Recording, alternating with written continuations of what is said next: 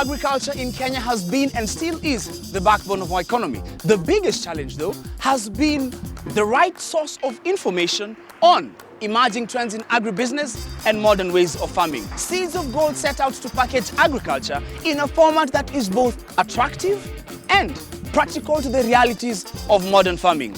Our focus? Market trends and prices, challenges faced by farmers, success stories by farmers, opportunities in the market, help or advice, and where to seek it. We are going to give you a glimpse of what you loved or missed on Seeds of Gold.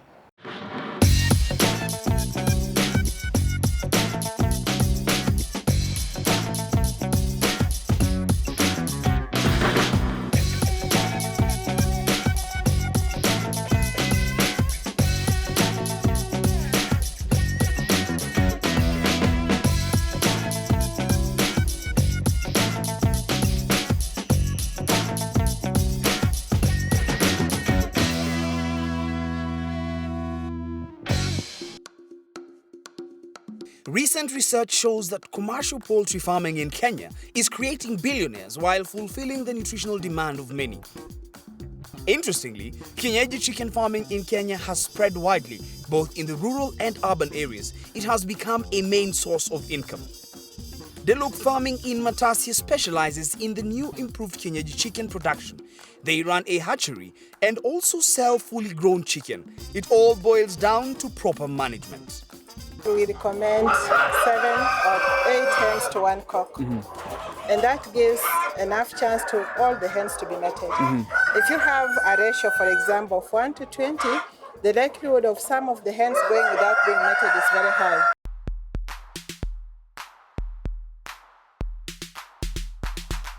For maximum production and resistant against disease, birds need adequate, good quality feed and clean water. Among the main challenges of chicken farming is cannibalism. We sometimes observe when chicken are laying or when they're just eating, others peck on the chicken and a wound comes out of that. And it becomes a challenge because you don't find it in 1 or 2 birds. In a flock of 300, you may find almost 50 birds, wounds that have been. What causes that? Cannibalism is what we call in chicken a vice, and this may be caused by a number of reasons, by a number of factors. One factor may be overcrowding, too many birds in a very small area. Some other factor will be maybe feed. Maybe a feed is lacking certain nutrients. You may also have too much light. Too much light in a chicken house, again, may expose the reddish part of the vent to other birds, hence the pecking. But this is something we also find in old birds. Because of old birds, we lose feathers, and it is therefore fairly easy for the red vent to be seen by others. Basically, there is opportunity in different aspects of chicken farming. Hatchery is a big business, while the demand for organic chicken in the market is insatiable. Question is, how do you as a farmer position yourself for profit?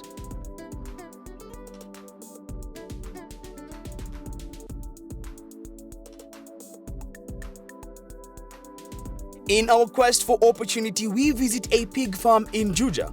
Mr. Magu's farm has been in existence for 7 years. Currently, he has over 1,000 pigs. They sell breeders either for pork or as pregnant sows. His secret is making his own feed, keeping the right breeds for the market, and most important, a good farm manager.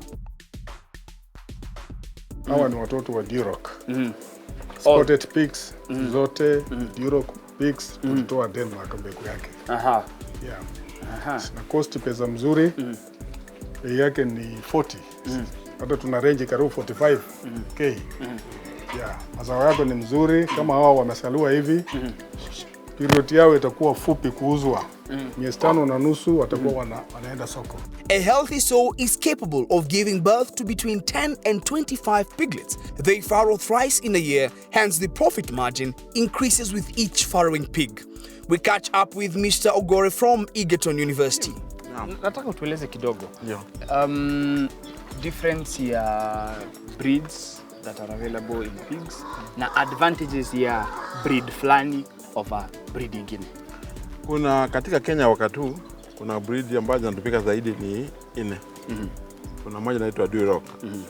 Inafanana kama rangi ya mchanga na madoadoa. Kuna moja inaitwa Landrace. Ni ndefu sana. Na hiyo inakubalika kwa mambo ya bacon production. Kuna large white. Ni unayo masiko yake imesimama, ina uso ambao iko ni kama karai. Nayo uzuri wake ni kwamba iko na inaweza kustamili condition ambayo si nzuri sana. Then kuna moja inaitwa Hampshire. Hiyo ni nyeusi na ina mstari katika mbavu zake. Hiyo tunaita Hampshire, wengine wanaita Berkshire. Huyo mnyama naye ni mzuri, anaweza kustamili dalili ama conditions ziko hapa Kenya. Pig farming is a lucrative sector, and with the right information, there is opportunity across the entire value chain. Next, we travel to Njoro in Nakuru for dairy farming.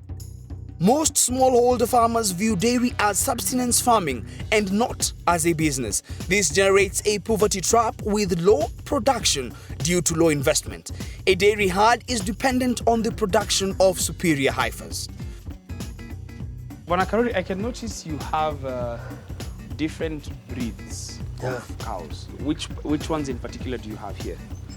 The red ones are Ashers, the black ones are Frisians. Most common breeds in Kenya is the Frisian. Many farmers like the Frisian so much because large body size, it produces a lot of milk together with the Ashers. The local breeds, normally we have got the Zebu, and you can cross them with a Frisian or with a Gaste or with a Nasha, and then you upgrade the animals. You can start from the lowest level, which we call foundation, between the exotic imported semen or local semen and the local breed. The first generation you get is what we call foundation. Then the offspring that you get, if it's a heifer, you cross it again with the semen from Kabete or from imported semen. You got a second generation, we call it appendix, and then intermediate until you go to the fourth level, which we call pedigree. Yeah, and Bwana Karori, I think he has got some of the animals that have reached that level, pedigree, which is actually the highest level. That is just like a pure breed, and you can get a good price for it in the market. But the records must be very clear. The secret to getting maximum milk production from your cow is feeding it well from when it's born. While the main business in dairy farming is milk, you can also specialize and make profit from selling heifers. Dairy industry in Kenya is, I think, the second in Africa, after South Africa, in Africa. That is good to know. So our neighbors are looking at dairy animal. Actually, they come here to buy. A dairy animal in Kenya is going to as high as 600,000. Enough. If you had 10 of those, that is how much? 6 million? 6 million, yes. I'm sure that would return all the investment costs you have made here. Yeah, but still, Professor, Yes. the fact remains, Yes.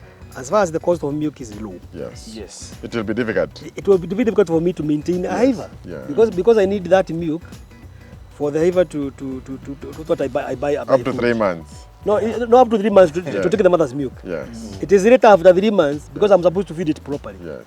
With the money which I'm going to get after selling the milk. Yes. The milk which they are taking it free. So as far as the milk is going free, that industry will not be there. Yes. 2, the price of milk dictates the price of the heifer. If the milk price is high, the price of the heifer will also go high.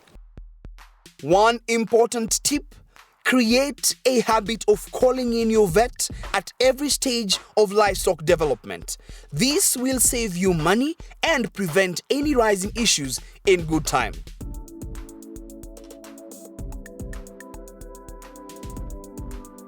As long as you're buying feed from outside sources, you aren't able to be truly self-sufficient and you're constantly at the mercy of the prices in the market. That is why most farmers go into making their own livestock feed. It's cheaper and you can control the quality. Silage is a livestock feed, mostly fed in the stalls, which has been partially fermented to preserve the nutrients that are within the fodder material and presented in a form that is palatable. So it's usually made through a process that we call as ensiling. At the end of the day, the point of investing in making silage is to save cost and to keep your animal production constant in the downtime. So how long have you been making silage with the university, and how has it helped in cutting costs or even helping with the animals in feeding them? I've been making silage for the last 6 years, and making of silage has helped greatly because a standing crop like what you see there, we have used 20,000 per acre. And then now you can decide from there. If you go for the grain and you sell maybe at 2,000, you are getting 53,000 in 1 acre. 2,000 per acre? Yes. But when I make silage, in that 1 acre, it can feed 4 lactating animals for 365 days. Yes. Okay. You can see that I'm using 15 kilos per cow per day from 1 acre for the 4 cows, producing 15 liters and above. Is it possible for one to just venture into silage making business? It is possible. If there is market, yes. If you give me an order now, and I will know the price, the buying price, I will make a lot of profit here. Yeah. But so it is that demand. If we reach a level where you require so much tons, I can make it for you because it's a business. I know it will be more profitable than producing the grain. Silage is a good investment both in cutting your cost of feed and in being self-reliant, especially in times of drought. Whether you're looking for startup capital or money to expand your business, there are different sources. This ranges from formal banks to SACCOs to AFC, an agricultural finance institution. We travel to Wote, where we meet a farmer whose experience is with Agriculture Finance Corporation. How did you find out about the Agricultural Finance Corporation? I just entered their office, nikawauliza maswali, wakanielezea what I want as a farmer. Nikaja nikaambia mzee wangu, naye mzee akaingilia. Kwa hivyo tukaenda tukawa finance. Professor, where can one get information on all these financing institutions in agriculture? Look for an institution that is agriculture based because they understand the farmer. Okay. They know their risks, they know what they go through, and they'll understand. That is why they give a longer grace period than others.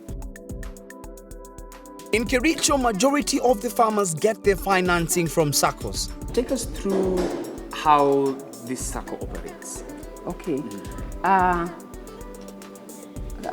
Cooperative is a savings and credit, where the members save and then they borrow loan. Yes. How do members contribute to the SACCO? According to our bylaw, we have approved that each member to contribute 5% of his fee payments towards the shares. SACCOs are formed based on unique financial needs of the members.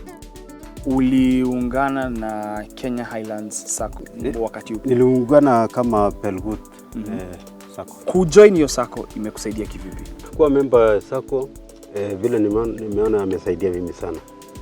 Kwa sababu niliweka shares. Na hiyo shares inakaa baada ya 1 year napata dividend. SACCOs, as for now, are the predominant form of external financing for small and micro enterprises in most developing countries. The benefits from joining a SACCO is you're able to save. Usually farmers have income that they receive, and very often the formal banks are usually far away in urban areas, but the SACCOs tend to be within accessible. Yes. Yeah, within reach. Yes. So farmers, when they have a SACCO, they are able to save these earnings that they make from their milk, from their tea, in their SACCO. In Kenya, SACCOs have been noted to contribute over 45% GDP, and it is estimated that at least 1 out of every 2 Kenyans benefit from these kinds of cooperative movements. When we come back, we look at barley and wheat farming.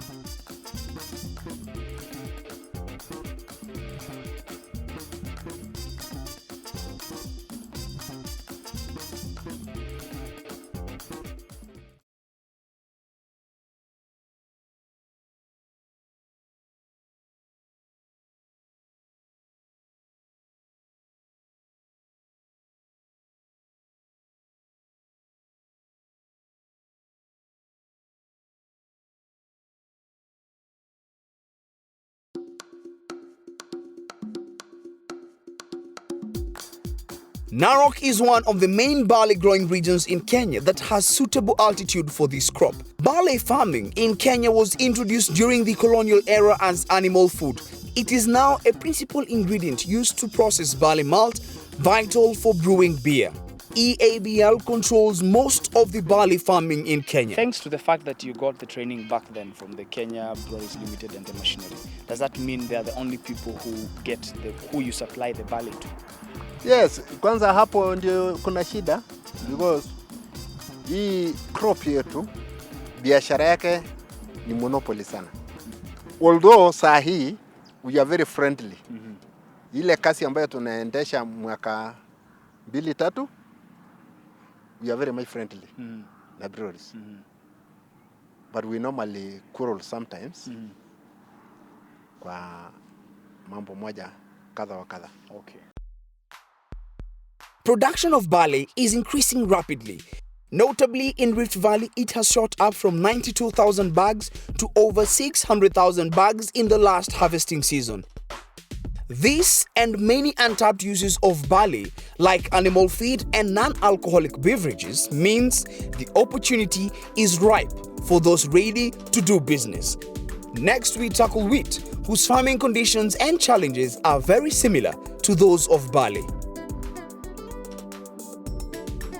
How is the market for wheat? Is there more supply than there is demand, or is there more demand than there is supply? Or what are some of the challenges that are in the market? Okay, to us as a farmer, okay, we are being told our production is almost, we produce 30% of the Kenya demand. Yeah. But the big challenge that we have, normally when we do the harvesting, we normally sell our wheat with a lot of problems because there's the issue of the import and the curtail of the millers. So you normally find the farmer is under the mercy of the miller because the miller is the one who dictates how much is he going to buy your wheat. Professor, I'm noting a kind of a trend here when it comes to both wheat and barley, where barley, as much as barley is dictated by a monopoly, I would have thought wheat would be a bit different because there are very many millers. Are there no policies to help protect the farmer against some of these exploitations? Yeah, you know, the market for most of our cereals is liberalized, as you said. So every time of harvest, the millers are also free to buy from any farmer. Yes. However, what we need to realize also is that the millers will not import grain that is more expensive to what they can buy locally. Wheat is most productive when planted on soils that have good drainage and a fertility level of at least medium. You should have your soil tested to determine fertilizer and other soil needs before planting wheat each season. Weed control remains a challenge in farming.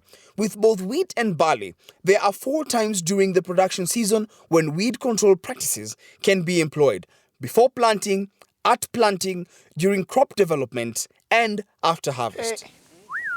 Yes. This is now a complex. It both has Russian wheat aphid and it also has stem rust. You can see from these leaves the whole crop is rusting. Okay? The whole crop is rusting. It starts from the leaves, it goes into the stems. You can see this. These are what we call uridospores. These are the fungus. They land on the crop and they start feeding. Now wanaanza kumea. These ones now. Completely destroying the crop. Hata haitachukua maji. And then shortly, the aphids come and they damage the flag leaf and they make the panicles, the spikelets to turn. And this way, you will not get any seed.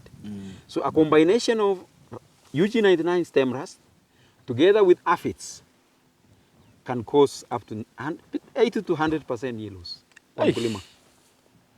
As if weka dawa, no, there is a problem. You can imagine, compare this. Compare that crop and this crop. Just compare, Martin. Totally different. Totally different. Hii by the time unaona hii, yes, kweli kuna shida. As a farmer, you need to monitor your crop. When you see the first signs, control them. You may start with the Russian with aphid. This insect feeds on the crop. You will see them. So you need to do what we call scouting in your farm. Once you see because they are black insects, you see them on the crop. Please spray with different systemic insecticides, like metacistox, for example. The second way is to seed dress. These seeds from certified are always seed dressed with insecticide. The crop is protected. And it protects against cutworms. It will also protect against Russian with aphid. But it is recommended that even if they are seed dressed, please spray. So do the scouting, monitor and spray when you see the populations are increasing. Straight to canola farming. Canola was developed through conventional plant breeding from rapeseed, an oilseed plant already used in ancient civilization as fuel. It also offers an edible oil and is used to bring diversity in crop rotation. During this year's Nairobi Trade Fair, we visited several stands. Among those that caught our attention was one on canola oil. We met an entrepreneur who has specialized on this currently rape crop in Kenya. Mr. Canola. How are you, sir? Mimi niko salama. Wewe mwenyewe ulijuaje kuhusu canola? Mimi nilikuwa nimeenda kununua mbuzi kwa mzungu fulani. Nikakuta anafinya mafuta, nikajiuliza mwaka 50 tangu tupewe uhuru na hii kitu tatendeka katika hii nchi na hakuna mtu anajua. Hapo ndio nikachukua interest. Kumuhoji aliniambia sisi tunapaswa kujua habari ya mahindi na maharagwe. Basi nikaona basi mimi lazima nitashariji hayo, nimuonyesha kwamba hao si wale wa Afrika walikuwa wa mahindi na maharagwe, ni wa Afrika ambao wamesoma na wanaweza kufanya mambo kama vile hao wenyewe wanafanya. Canola is grown for its seed, which is crushed for oil, used in cooking oils, salad oils and edible oil blends. The properties of the oil fits with current views that human health is better served by increasing the intake of unsaturated fats. It's a family of mustard seed. Ndiyo mafuta inajulikana iko na very high omega 3, omega 6, omega 9. Na ndiyo mafuta inajulikana iko na ile cholesterol ndogo sana. Nilikuwa na bibi yangu mmoja mgonjwa. Kawa akikunywa ile mafuta kaona pressure zake zimeenda chini.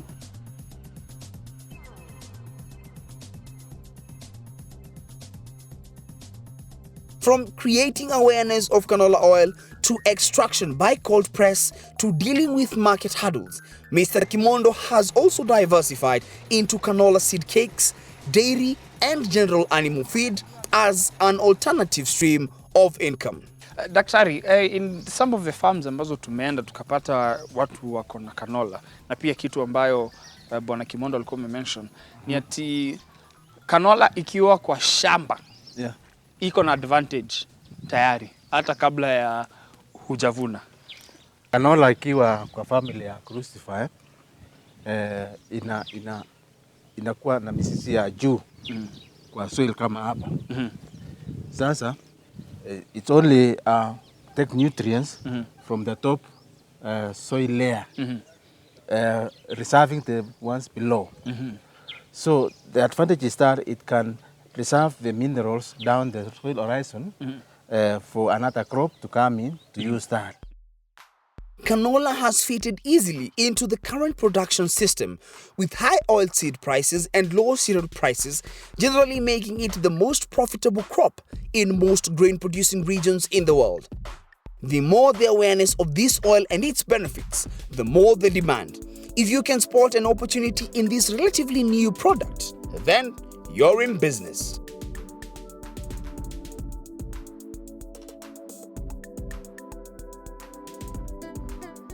There are many myths associated with mushrooms. For instance, ancient Egyptians believed they bestowed immortality.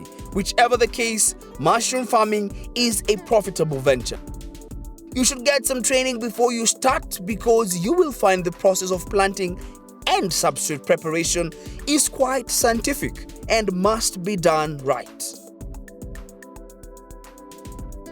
Now that you at least within the 7 years, you've been able to stabilize in terms of production. You have X amount that you produce and you get X amount, and you spend X amount to be able to produce that. So can you give us just rough estimates of how much you spend probably for the spawn and what you spend on and such like? Okay, in a bag, probably I use like 200 shillings. So you have 200 shillings for that one bag. That's how much you spend. Yes. Now, how much will that bag give you? It will give me probably 2 kgs at least. 2 kgs. Yeah. And how much will you sell? And that's 2 kgs in what duration? In a duration of 2 months. 2 months. Yeah. And so in that 2 months, it will give you 2 kgs. Yes. And how much do you sell a kg for? The least you can sell a kg, it goes for 500 shillings. 500 shillings. So 2 kgs for 500 shillings. That's each. 1,000. That's 1,000 shillings, yeah, for that one bag. Yes. So 1,000 shillings for one bag, and you've only spent 200 shillings on it. Yes. So you have a margin of at least 800 shillings in that bag. Yes. That's your profit. Mushrooms are harvested severally throughout their lifetime. These are called flushes. The first flush comes 15 to 20 days after soil casing. The major problem facing mushrooms in Kenya is marketing.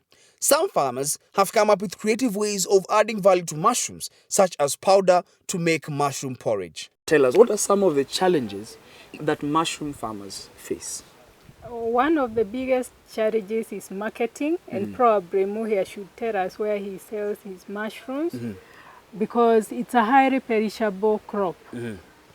And farmers produce without first identifying the market. Yes. The other problem, and which we have also seen here a bit, is on pests and diseases. Another real problem, because like for some of the diseases, if they attack, or for some of the contamination, then you lose the entire crop. Yes. From barley to wheat to canola to mushroom farming, with the right information, agribusiness is a practical option.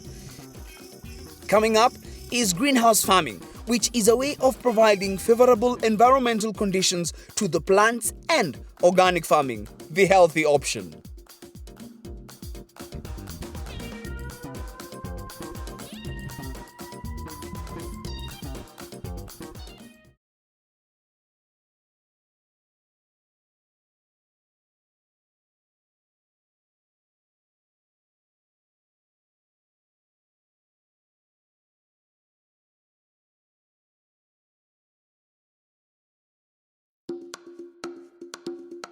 We meet Anthony, a practicing organic farmer who has been at it for 10 years.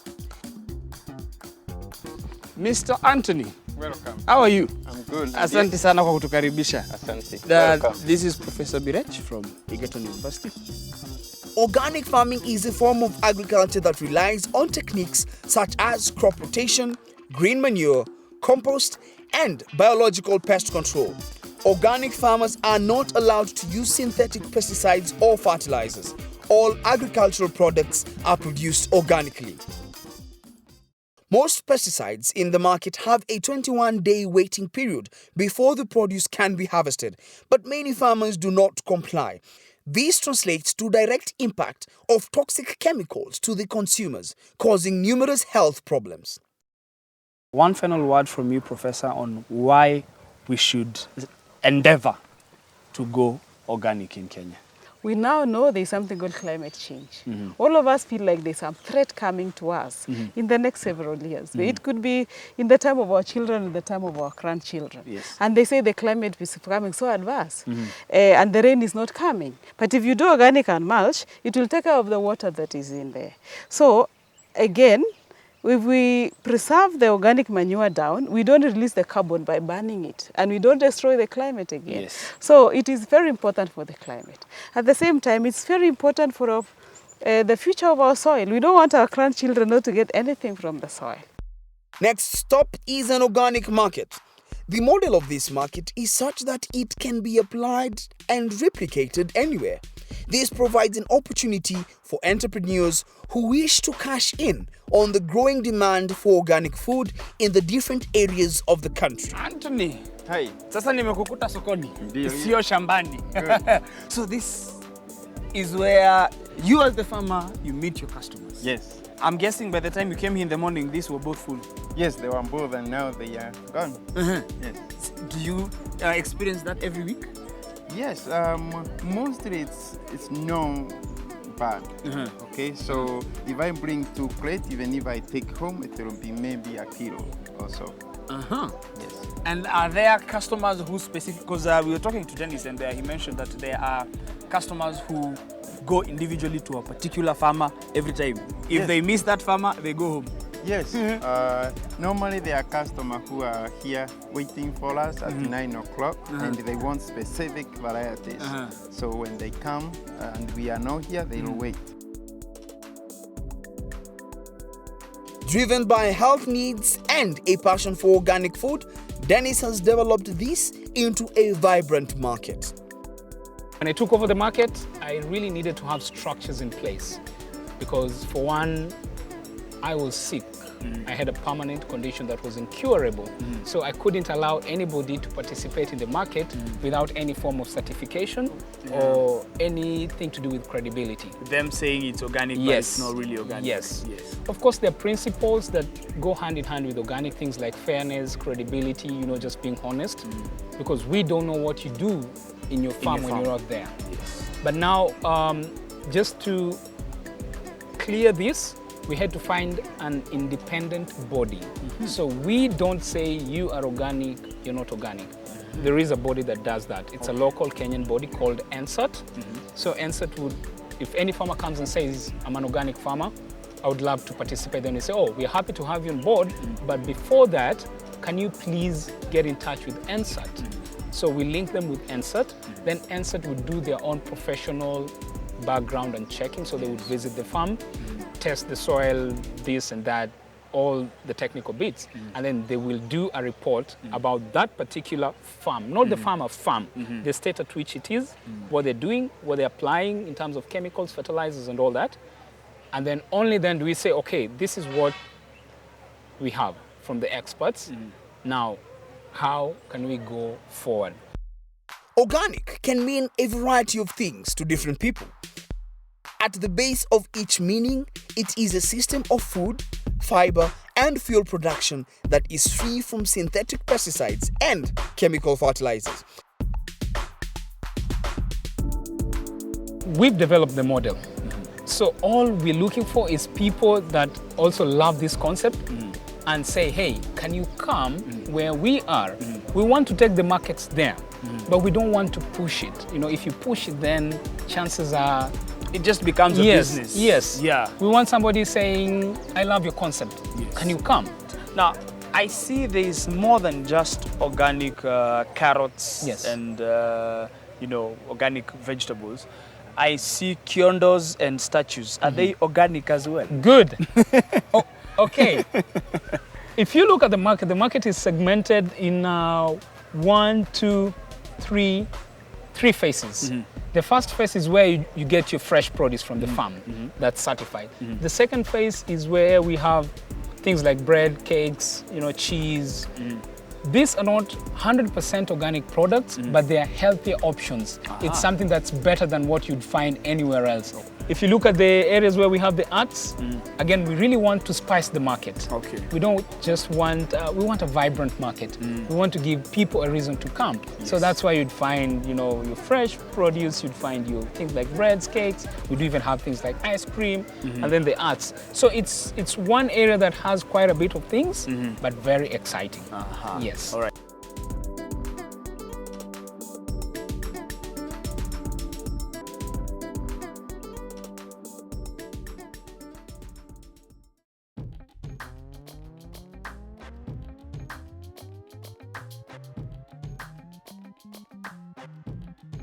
Now, throughout the Seeds of Gold journey, we have met farmers who use greenhouses for effective farming and better yield. This has ranged from organic farming, horticulture, and many other profitable crops. Here we do a summary of greenhouse and drip irrigation. Brian. Yes, Martin. Nice to meet you. Pleasure. Yes, tell us a bit about yourself. I am a 23-year-old Kenyan who founded a company together with my colleague, Taita Ngetich. Okay. We were broke in campus and decided to start farming. That happens a lot. A lot. They broke in campus. So I'm not alone in this. Yeah, you're auko peke yako for sure. Thank you. Yes. And then why farming? Coming from agricultural families, I'm from Eldoret, my partner is from Kericho. We had a thing for agriculture.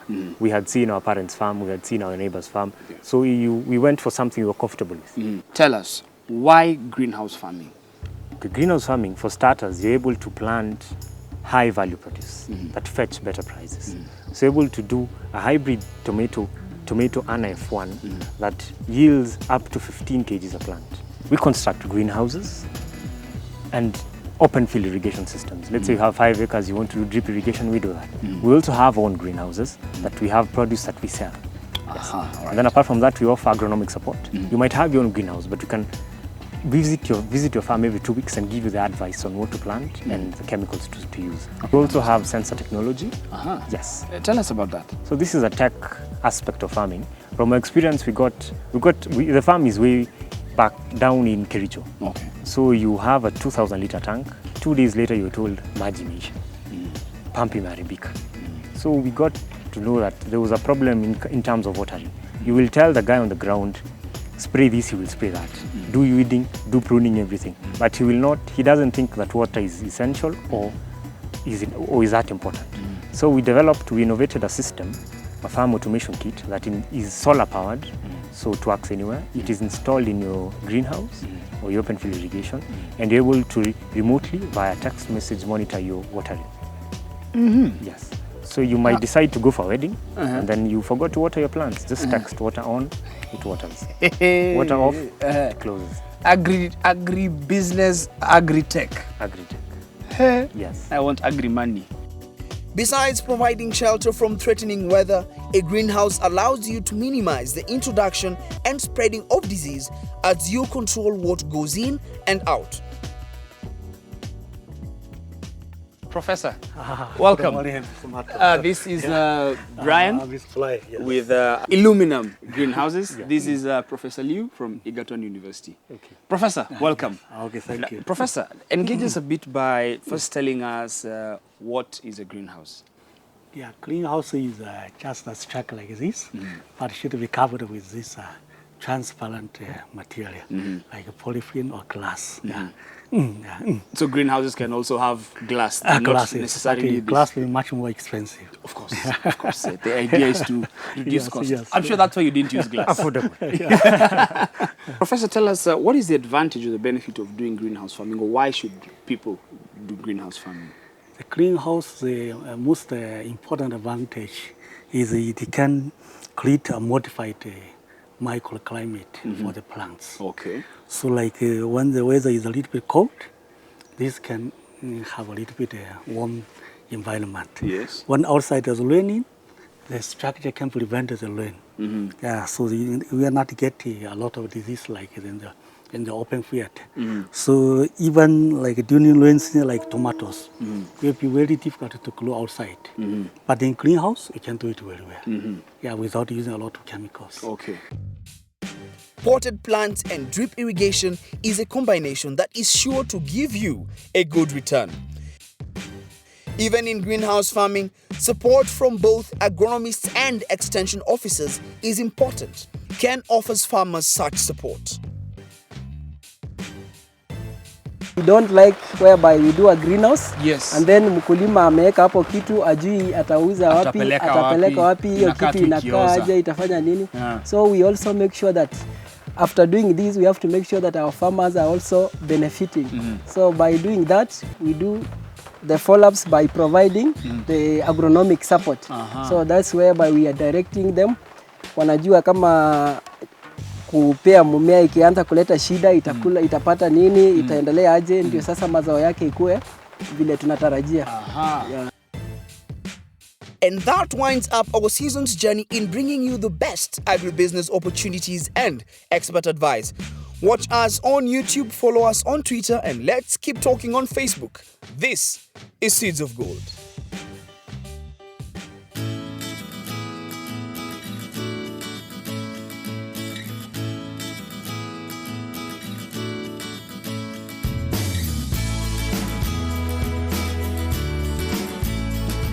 This week on KCB Foundation's Mifugo Limali segment, we feature Sahel Banking, which means easy banking. Contrary to what the name suggests, this is banking that is open to anyone and everyone interested in banking products. Let's find out what it's all about. Islamic banking is a banking system that runs on the basis of faith.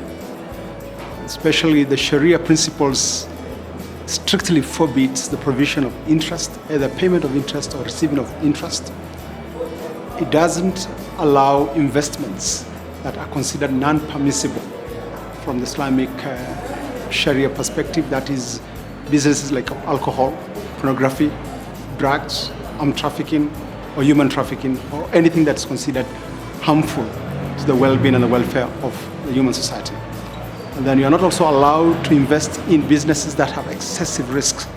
That is, you cannot actually be undertaking investments that are considered speculative in nature or have ambiguities and uncertainties in any form. This is the first center. We call it the KCB Sahel Center in Kimathi branch. But this center will actually work as a nerve center for Sahel banking proposition throughout the country. If you talk about the KCB Foundation, we have the Mifugo Nimali program. And it works in a way that helps in managing the livestock sector or the agribusiness in a big way. That works well also in terms of, the Islamic banking proposition, because here you'll be financed to undertake real economic activity, and you'll be given finance where you don't get charged interest. As long as you come together and form a viable working group, which is popularly known as actually cooperative society, that's one.